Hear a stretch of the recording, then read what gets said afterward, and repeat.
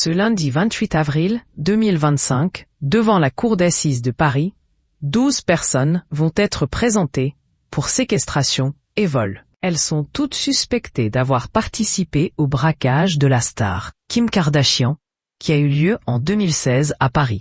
Parmi ces individus, Aoma Raïd Kedash, considéré comme la tête pensante de ce braquage. Selon nos confrères du Parisien, ce dernier se présente au procès dans des conditions de santé très difficiles, précise ses conseils. La raison ? Une surdité ancienne, mal soignée en détention, s'ajoutent de lourds problèmes d'élocution. Face à ce constat, la justice a dû mettre en place un système de retranscription des débats et de sous-titrage afin qu'il puisse répondre aux questions. Malgré ses problèmes de santé, l'homme n'a pas voulu que son cas soit disjoint. Il tient à être jugé, ont déclaré ses avocats.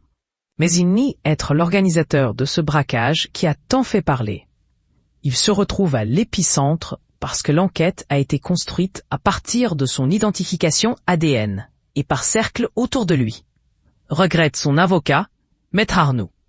Ce dernier précise également espérer que la célébrité de Kim Kardashian et de son ex-mari, Kanye West, ne fasse pas défaut à la défense. Que la justice française ne fasse pas de cette affaire une vitrine. Il faut des peines à hauteur d'homme, insiste-t-elle.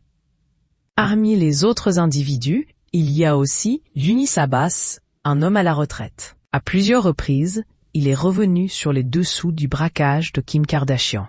Dans la plus totale précipitation, je ramasse les objets de valeur. Cette fois, ma roue arrière est crevée, se souvient le braqueur qui a dévoilé un livre. Au moment où je croise une voiture de police en maraude, une sonnerie de téléphone, totalement incongrue, m'a fait sursauter.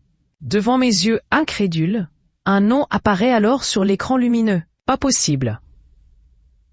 J'hallucine, écrit celui qui est appelé par la chanteuse Tracy Chapman. Grâce à leur ADN retrouvé sur les lieux du braquage, ces 12 personnes ont pu être arrêtées.